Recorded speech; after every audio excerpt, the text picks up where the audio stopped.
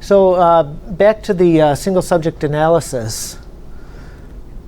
Now that we've done all the pre-processing, we're ready to run the linear regression. Did I skip a page? I did. And to do that, we're going to run 3D deconvolve. Again, that's to do the ordinary least squares.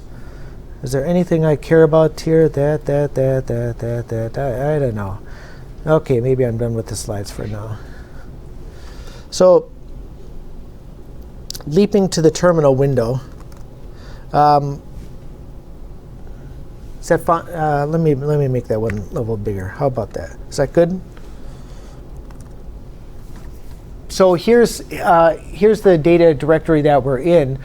We're going to run our analysis on all 3 runs with the 2 relatively proper regressors of interest.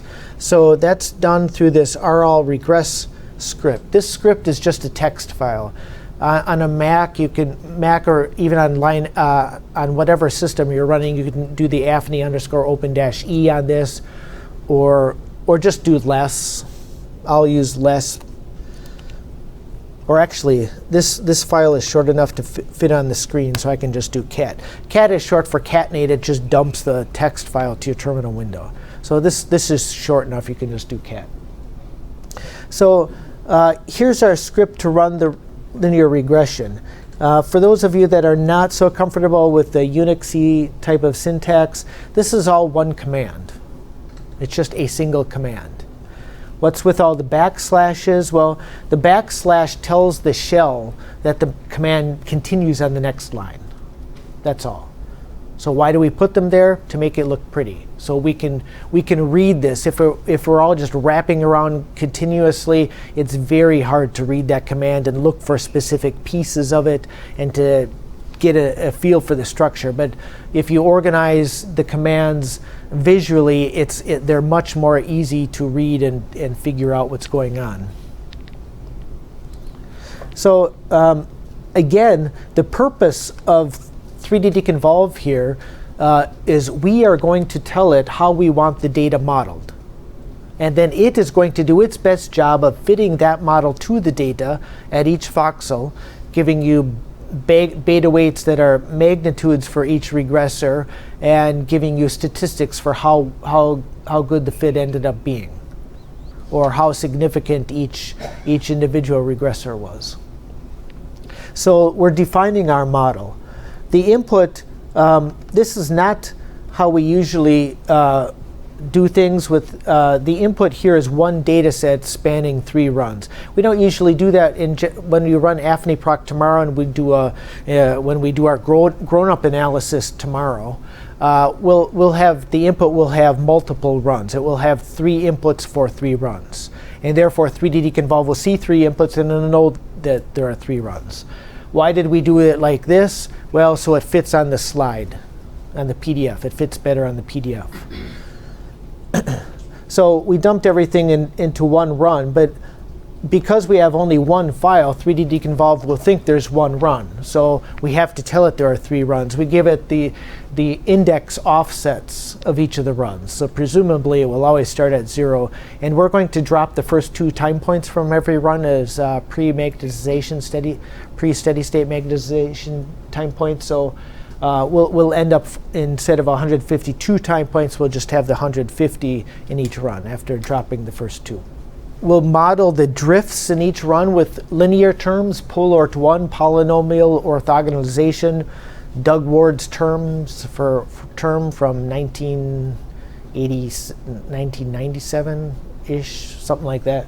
Anyway, so POLORT1, linear drifts from each run. So each run will have a constant term and a linear drift that we'll model it with. Is that sufficient for our data? No. We used one here this time to make the X matrix a little smaller so we can put it on a slide. Tomorrow when we do the adult analysis, we'll do 3. Actually, tomorrow we'll let AFNIPROC pick, and AFNIPROC will pick 3. I'll babble about that then. Then beyond the polynomial drift regression, we'll give it 8 stimulus time series to create regressors for. The first 2 are the regressors of interest. These are the reason we're doing the analysis. We want to get beta weights from our audio reliable condition and our visual reliable condition. So we're going to give it timing for each of these conditions. And remember, this is basically a 30 seconds on and off interval where there's 20 seconds of stimulation and then 10 seconds off. 20 seconds of stimulation, 10 seconds off. And it will bounce back and forth between these 2 conditions in a pseudo-randomized manner. So these text files, stimav1viz.txt and av2odd.txt, define the timing for the onsets of these events. What do those files look like? If I cat that first file, again, we looked at this earlier. It's just the events in seconds from the beginning of the run, after accounting for the fact that we've removed 2 time points. So if at the scanner we didn't remove those 2 time points, if the scanner had started collecting all 152, the event would have actually been 64, 94, 124. But we removed 4 seconds of data from the beginning of the run, so we have to subtract 4 seconds. So whose job is it to take care of that and be sure it's correct? That's on you. You mess that up, it's going to hurt. Right? If especially with the fast event design, if you're off by 4 or 8 or 10 seconds, you've ruined your analysis. So you don't have to make sure of this more than once. You just have to be sure. What is the scanner going to is the scanner going to throw away time points automatically, and when does the first stimulus presentation actually begin relative to the onset of, compared to pre and post steady state? So just be sure of that. That's nothing special for AFNI, right? That's in any analysis you're going to have to be sure of that. So these time onsets don't say anything about the duration of the event or how to model it. Where do we include that? That's up in this stim times line. So for stimulus class 1, here's our timing file, and we're telling 3D Deconvolve to model it with block 20, 1.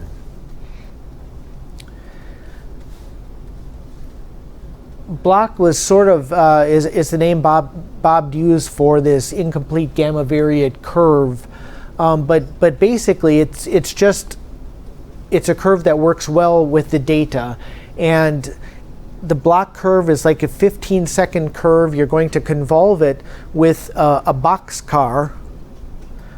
That's the duration of your stimulus event. So our stimulus events are 20 seconds long. We're going to take a 20-second boxcar, convolve that with this 15-second.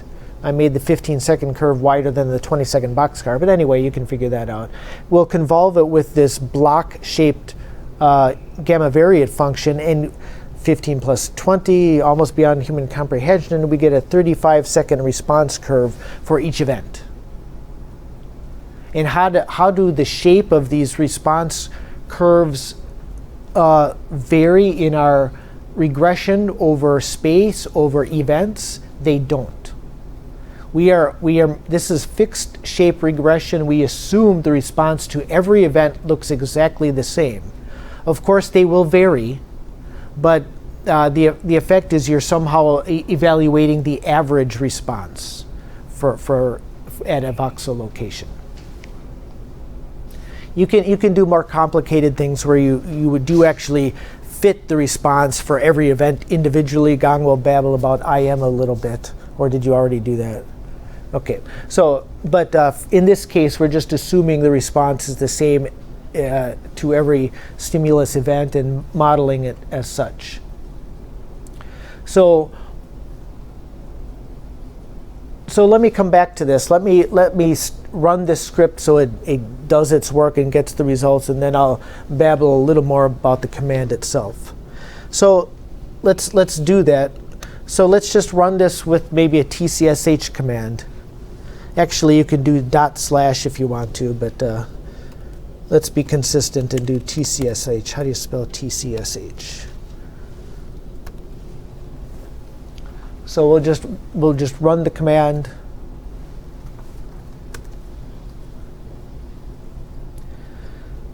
So it's off and running. These voxel loops that Bob has these programs spitting out, it does five sets of 0 to 9. It's already off the screen, but basically it's a pacifier, and it's going to do 5 sets of those 0 to 9, and that'll give you a feel for how long it's going to take. It's already done, so it's not that complicated. Question? Yeah. Does the script automatically take the information from the header? Or did you have to write like the text? The only thing that this cares about from the header, I believe, is the TR. So it has to know the TR is 2 seconds, so 150 time points is 300 seconds in a run. It needs to know that to know basically how so you've got that 35-second response curve, where should it sample that to make the regressors? I think that's the only thing it really cares about from the header. So then other than that, you, like, whoever wrote a text file that was then run with the script, inputting all of your own parameters for the script to run. Like, for example, what? Like you have, the stim AV1 biz.text. So like that was an input that you determined. Yeah, right. So that's really on you to create accurately, and more specifically, where will you get that? You're running some presentation software. There are a few things you could be using for that. So you'll probably, the presentation software, you'll tell it when to give the stimulus events, but they may not even be exact, because the time that you tell it to do it, it may drift. There may be an offset between the scanner and your presentation laptop, so you may actually record the times they were really given according to the scanner and apply those here. So you'll probably have it should be an automated method to extract them from that file and convert them. But anyway, so someone has to be in charge of setting that up. The other thing I guess it would get from the that it would get from the header is the length of the run. That's the TR. Does it care about? Yeah, I don't really see anything else it cares about, because every voxel is independent here. There's no spatial issue. Okay, so looking at this again now, we've got our polar one. That's a linear fit per run. So each run will have the constant linear term, constant linear term, constant linear term for the 3 runs. And then we've got our 2 regressors of interest, and then we've got the 6 motion parameter terms. Remember those, that's just in that motion.1D file. Those that's the direct output of 3D volreg, concatenated across 3 runs. We can 1D plot dash sep scale. We can run that on motion.1D if you want to. These 1D files are just text files of numbers, a rectangular grid of them. So this has 6 columns in it. Because they're output from 3D deconvolve, 1D plot actually knows about them. If we give the option dash volreg, it will label them, because it knows what's the roll, pitch, yaw, and the 3 shifts. So these are the motion parameters, and those will go directly into the regression matrix. I'll come back to that. Note that, so we have this big spike here. This is the pitch. That's our simulated 2-degree nod there. And then you see also there are these shifts here and here. What are those probably from? Why do we see like these shifts here, here, there, there? Those aren't huge motion, but can you guess what those are from? That's exactly, it's between runs. So if the subject's going to sit in the scanner for a couple of minutes while you press buttons and do whatever you're doing when you're collecting the data, That's a long time that's just pressed together right there. And ignoring any distortion effects, if the subject moves a lot, they may cause distortion effects. Hopefully they don't move that much. Ignoring that, how does this big shift here hurt the analysis? It makes no difference. We don't care. We don't evaluate that a lot. We don't worry about that a lot. As long as the motion isn't big enough to distort the data across one run to the next, there's a distortion that's problematic. But as long as it's not that big, we don't care. And this won't affect censoring. Because we're modeling a baseline per run, it won't actually affect the model the beta weights at all. Those shifts. So just some things to babble about there. Any questions about this so far? So now we know everything that went into our linear regression.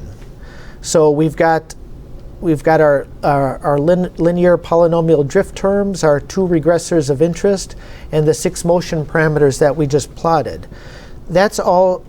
Stop that. That's all stored in this. We have this x1d all x.xmat.1d option. This says to save the regression matrix in this text file. And just to remind you again, these are our text files. I look at it with less. It's got some header stuff up here. So these are like comments in a script. So our 1D format has them as comments. And they tell us what's in the file. But when you get past that down to the numbers, it just has all those columns of text numbers. And of course, you don't generally look at it like this. You'll plot it the same way we plotted the motion parameters. So you'll use 1D plot-sep scale on rall underscore x.xmat. The JPEG version that's sitting here when I did tab completion, that's that SPM or FSL formatted image, the grayscale image. I forget. Is that FSL? Anyway, whichever it is, that's that image. And then this is the one we more typically talk about. So again, these are the baseline terms for run 1. At a glance, you can see there are 3 runs in the regression matrix, regressors of interest, and the motion. Actually, there are 2 simplifications, at least 2 simplifications here that we won't do, that we would rather not do in a real analysis. One, the runs are 300 seconds long. We'll end up using cubic polynomials, so there will be 4 baseline terms per run that will model drifts with twice as many terms. We'll still have our 2 regressors of interest. And motion, we would rather model motion separately per run 2. Instead of having 6 terms, then we'd have 18. 6 for run 1, 6 for run 2, 6 for run 3, and they'd be 0 outside that. That's the way you'd rather do it. But that won't fit nicely on a slide. It'll be too small. Everything will get condensed. So the goal is to look good, really. We don't want to understand. We don't want to do the real details. OK, any questions about this? So is 1D plot a widget that you have specifically, or should I be able to run that? Because I can't. You should be able to run that. 1D, now I forget, is there an underscore there or not? I don't even remember. No underscore. So all lowercase 1D plot. Yeah, it says only supports. You have a DYLD library path that I didn't fix yet. Yeah. We have to do that. This is the basis of functional MRI analysis. So it's not complicated, but it's what you want to understand. So what's going to happen now? We're going to run 3D deconvolve, and these are all of our terms, 6 and 2 and 6. So we have 14 regressors that we're going to fit to the data. What does it mean to fit to the data? We're going to have some of this plus some of this plus some of this, etc. Some of each one of these, beta 0, beta 1, beta 2, beta 3, beta 4, etc. And the sum of beta times regressor, beta times regressor, beta times regressor added all up gets as close to the data as possible according to the minimum sum of residuals squared. that fits the data as well as possible according to that definition. So the residuals have the minimum sum of squares. So that gives us a vector of beta weights for each one of these terms per voxel. And the beta weights we care about are these two. And since we've scaled the data, actually I don't think we scaled the data in this example, it's just registered. But in our adult analysis tomorrow we'll scale the data. And in that case, since these are both of unit height, a 1.3 beta weight for this regressor will mean a 1.3% signal change relative to the mean. Just real quick, I can't remember if you mentioned this or not, but where do you actually get the motion parameters? The motion parameters come from 3D Volreg. That does possibly from 3D Alineate, though we don't really use that yet. Those would be different, but 3D Volreg will produce this per run. And AFNIPROC, it's AFNIPROC's job, that we'll talk about that tomorrow. It's going to put the analysis script together for you. You're just going to give it your processing choices and tell it the data, the INAT EPI and the stimulus timing files and how you want it to do its processing, and it will do all this for you. But still, you want to understand the script to a reasonable degree. Okay, let's see how well a job it did fitting this set of terms to each voxel. So how well it does fits the entire model. Actually, say separate from baseline, that'll be your full F statistic. And then for each term that's not in the baseline, it will give you a t-stat to say how much that one regressor fit the data above and beyond everything else. So the t-statistic, that can vary between software too. Our t-statistics are, if we want to get one for, I guess this one must be the visual one, because that the first event was 1 minute into the first run.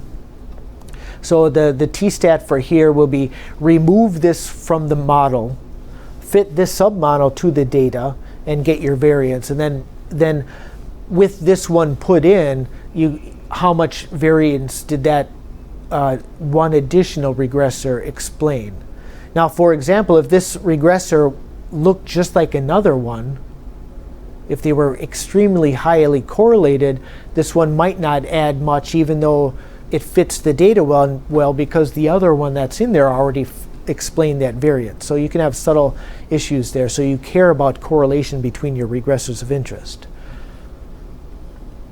But anyway, that's how we'll evaluate the goodness of fit per term. So leaping back into AFNI. So let's see how well we did here. So we're still at our same voxel, I guess. I'll jump to IJK just to make sure I'm still in the same place. So I am still in the same place. So now let's look at the statistical results, the beta weights and the t-stats, or whatever we choose to look at. So let's click on that overlay button on the bottom of the AFNI, on the right panel of the GUI. Click on overlay. You notice it pops up a black window here, added 3 data sets to this directory, this session. Well, we just ran an analysis in the background. It created new head and brick files. If I run ls-ltr again in the terminal, you see all this garbage on the bottom. I only see 2 things here. Didn't it say 3? Anyway, so we have 2 new data sets here, RL func and RL fits. Those are the head and brick files. Did you close the black window? Disappeared. It has a timeout. So for those, when those black windows appear, you don't have to, if you want to close it, you don't have to go fishing for the little X in the corner or anything like that. The whole thing's a button. You can just click anywhere and it's gone. But anyway, so when we clicked on when we click on underlay or overlay here, AFNI will automatically scan the directory for new data sets and then tell you about them. It could have also been noticing the 1D file. Maybe that was the third thing it was talking about. Anyway, so now we can set our overlay to be rall_func. So the rall again is all runs. We have 3 runs of data here, and func is just the statistics. Again, that's a bit of a jargon disparity. We usually call the functional results the statistical results, the beta weights and t-stats and stuff, but functional data is used more commonly to be like the MRI signal time series. So we'll probably use func more in the latter sense than we used to. But anyway, it's here in the name. So we'll set that to be our overlay data set. Again, just as a reminder, the underlay data controlled by the left side of the main controller here is usually done in grayscale, though you can colorize it if you want to.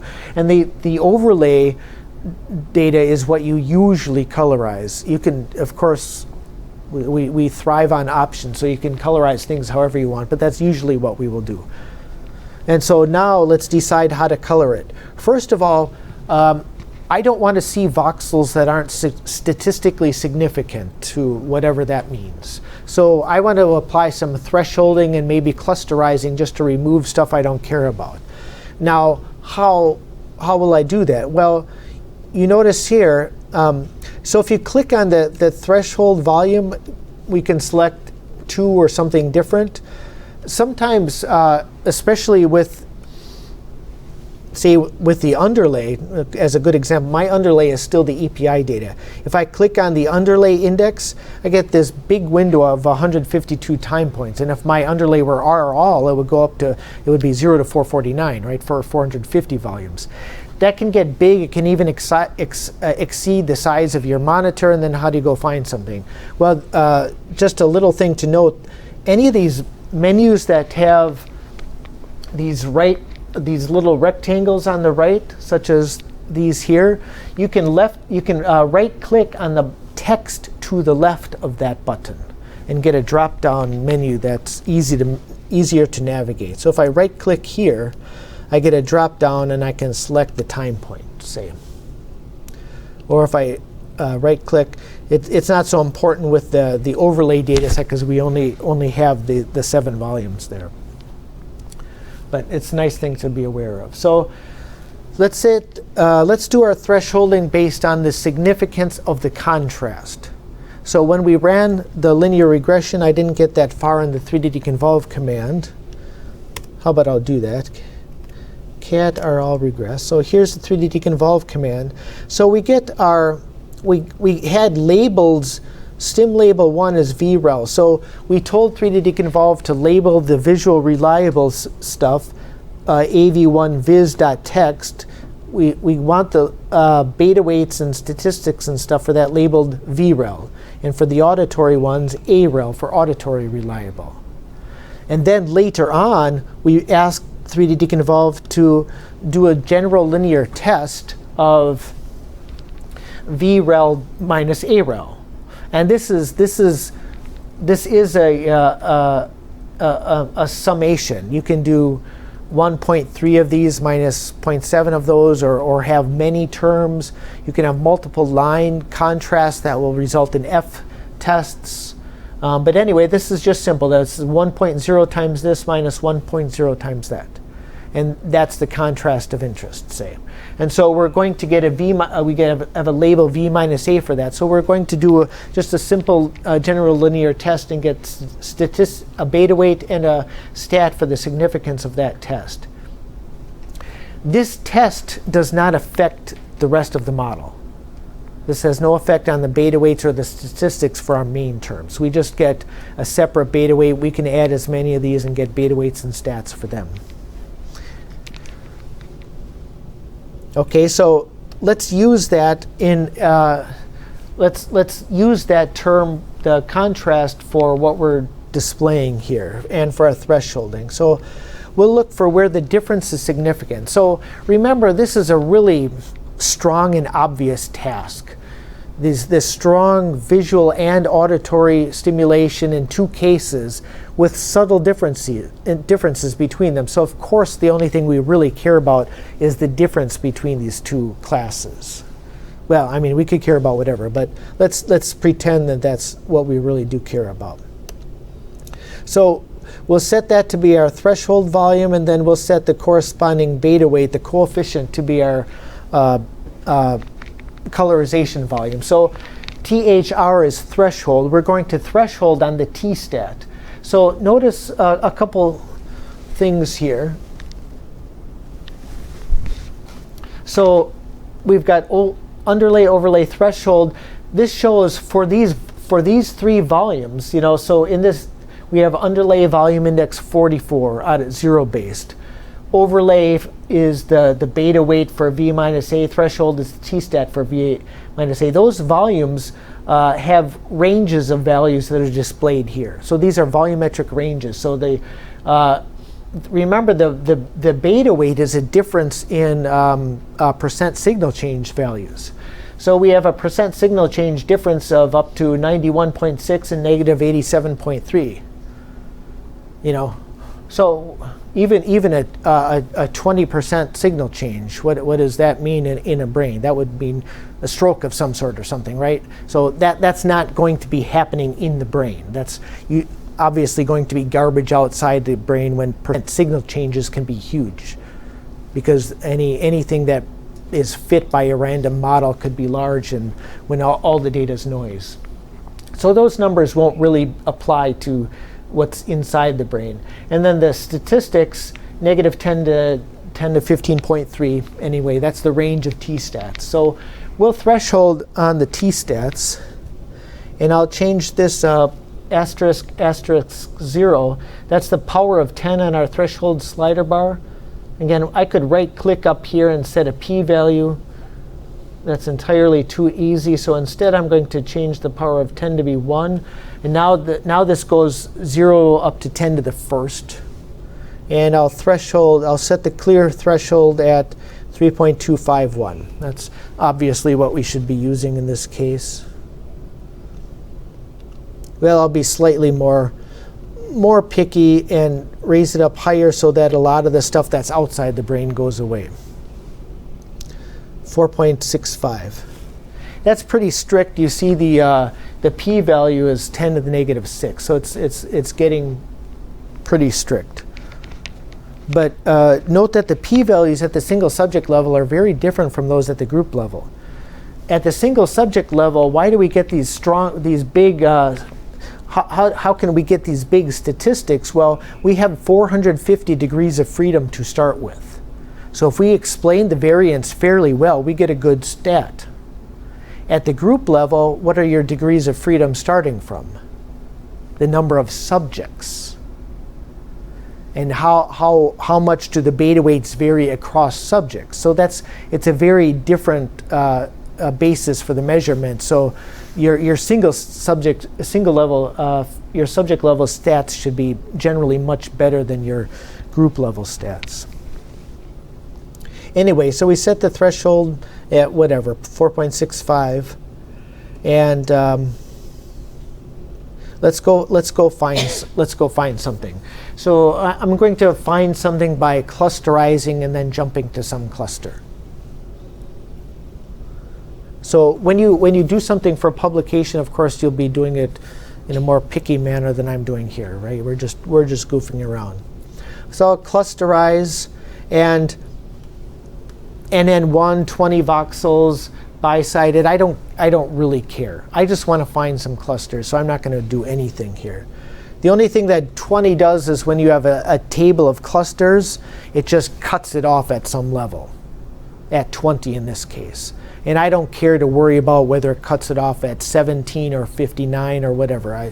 20 is great. I just want to see a cluster report. So I'll click now after clusterizing, I'll go slightly down and click on RPT for the cluster report. And now we have that table, and we can jump to the various clusters. That's not very big. I'm going to drop the threshold.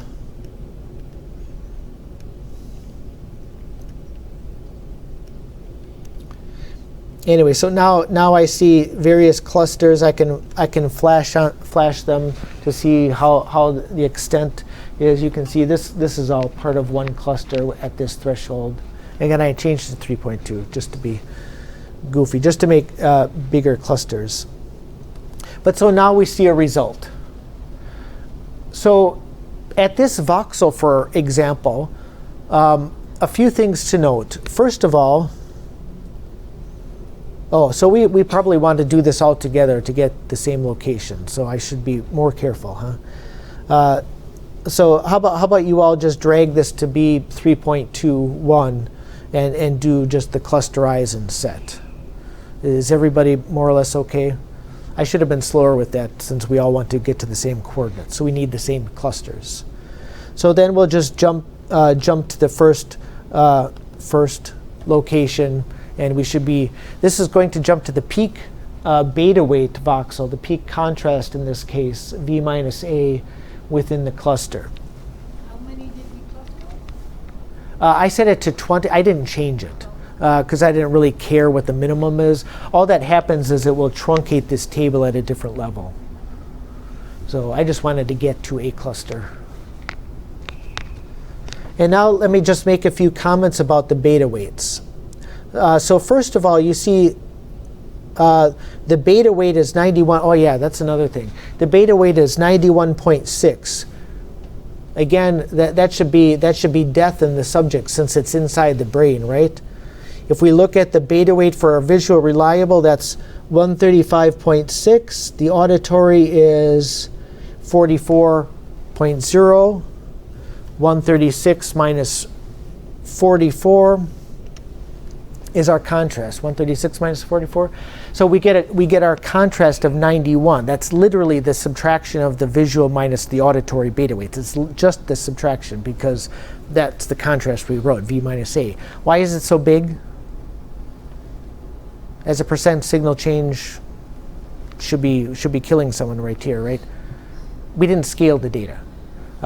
Remember, this was the very simple analysis. We've only done volume registration, so I forgot about that a few minutes ago when I talked about the magnitude. So tomorrow we will actually scale it, and we should see these as percent signal change. But this is a good example why you would care to scale it. What does 91 mean? What 91.6? I don't know. You'd have to look at the magnitude of the data in general and then scale it to that, which is what we do generally as a pre-processing step. Okay, so are the numbers that we're seeing clear? So at this voxel, for example, the t-stat of the contrast is 11.4. That's greater than 3.2. So at this location, we see something. If in this sagittal image, you don't have to do this. I move up one voxel. We're no longer colored. Why? Because the t-stat is only 1 here. That's less than 3.2, so now there's no color at this voxel that I'm on because we're below threshold. So the threshold here, each voxel's value of the t-stat in subbrick 6 is compared to 3.21, and plus or minus. -4 is good, +4 is good. So anything greater than 3.21 gets a color. Binary choice, end of story. Oh, plus the clustering. It has to survive clustering in this case. Now that you've decided what voxels to color, what color do they get? The color comes from the Olay volume. That's the V minus A contrast on this color scale, scaled to whatever we do here. So auto range is set to 91.6. Why? Because that's the biggest number in that volume. So that's the automatic scaling. When we do this tomorrow, we'll probably change this to scale -2 to 2, say, as a percent signal change. But so this orange here is probably up there. It's probably, the orange here is probably around 75 or something as a beta weight. So that the overlay on this -1 to 1 scaled by whatever determines the color. Okay, is everyone clear with that? It's a little thing, but if you don't understand that, then the colorization doesn't make sense. So now let's actually look at the time series data a little bit. If I open up an axial graph, let me go back to the previous voxel so that we're at the same location. So if at the same voxel, here's the overlay graph. Our underlay actually is EPI run 1. So let's change the underlay to the one we actually analyzed. I'll switch underlay, hit the black underlay button, and change it to RAll VR. So again, the only pre-processing that was done in this data set is removing the 2 volumes per run and then doing volume registration. So that's it. No blurring, no scaling, no masking, no T-shift. I don't think there's T-shift. I don't think so. Anyway, not much. So I'll set that. And now we see that we're reminded that our ideal time series here in red is only for the 1 run, right? That was just the combined regressor for 1 run. If we wanted to, we could click on FIM and pick ideal. We could pick something else. So we didn't make regressors of interest. So we can extract the regressors of interest directly from that X matrix and make a 1D file for each regressor of interest. AFNIPROC will do that for us tomorrow, so we'll have those files. And in that case, we can pick our ideal after we've run the regression. So there's nothing interesting here. So I'll go to FIM and clear ideal.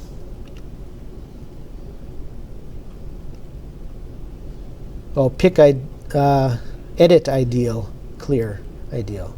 So to clear it, you go under edit ideal, and then there's a clear kind of in the middle. Anyway, you don't care too much, but if you want to make the red go away. So here's our time series, and now let's see how well we fit this. So let's look at the model fit to the data. See how well 3D Deconvolve did at this location. So I'll click on the opt menu in the lower right-hand corner of the graph window. I'll make it a little smaller. I'll click on opt, and then down below, there's a tran1D, transformation in 1D. That's a temporal transformation. Say it has some actual temporal transformations, but this is just kind of a placeholder for this dataset number n plugin that you can actually get to the plugin interface too. But click on dataset pound or number sign capital N.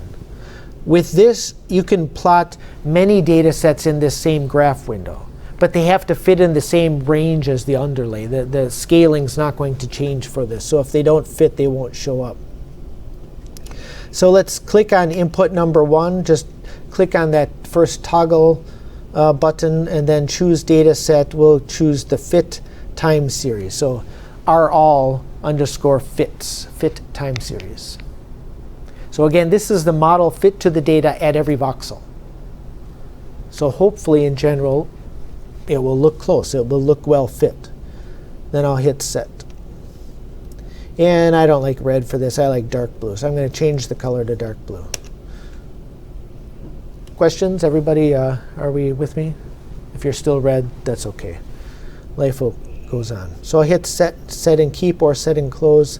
And now I'll hit a couple little M's just so we can blow this one time series up. So you can see the blue curve is the fit time series on top of the black curve. So our model is all these smooth terms like a linear drift per run, and then the regressors of interest. So why is the blue curve so jagged? What is going into our fit that is jagged? Motion, that's right. Our model, we have 6 motion parameters on top, 2 regressors of interest that are smooth, sinusoidal-ish functions, and then the baseline terms, which are just constant and linear terms. So there isn't a lot of room for jiggle here, but this spike, that's got to be time point 42, where we had the subject head motion. We had a spike in the motion parameters. That must be what we're seeing right here. You can see we're at index 44, time index, so 42 is when the motion occurred. You can see it's just to the left, so that's probably what that is. A little thing to note, we see these bumps here.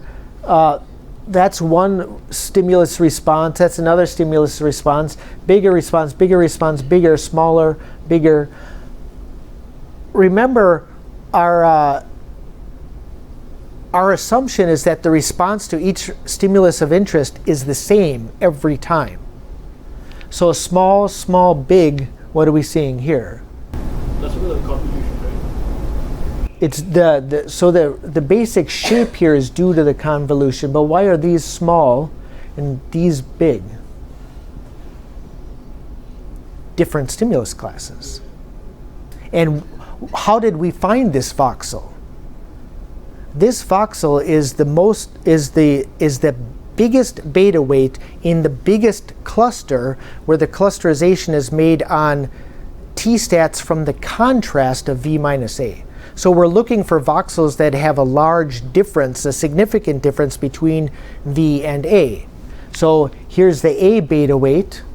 Here's the magnitude of the audio reliable stimulus, and here's the magnitude of the visual reliable stimulus. There's a big difference, and it looks significant. So we get a good voxel that shows that difference. We have 3 runs here, so this won't do a great job of drift modeling, but a linear trend, and linear trend. This is obviously more than just linear, but all we gave it was linear. Tomorrow we'll do cubic. So that's what we're seeing. This is the model fit to the data at this one voxel. This is being done everywhere. If it's in 3 runs, why are there 5 sort of blocks?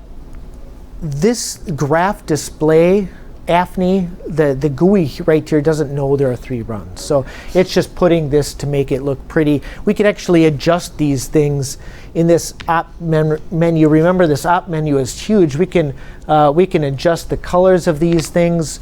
We can adjust where those vertical bars are. There's a lot of control. So everything left that doesn't match between the blue and the black is unknown noise. That's right. So the difference between blue and black, if you subtracted these time series, that's epsilon. That's the epsilon, the residual time series in this from this analysis for the contrast. That's for the contrast. No, I'm sorry. This is not the voxel was chosen based on the contrast, but this is the model fit to the data. So the difference is epsilon, and the epsilon time series are saved in the ERTS data set, error time series. So when we run AFNI proc tomorrow, you'll get an error time series, and it would have this difference. And the sum of the squares of this difference should be minimal for this model. You couldn't find beta weights that produced a smaller sum of squares difference.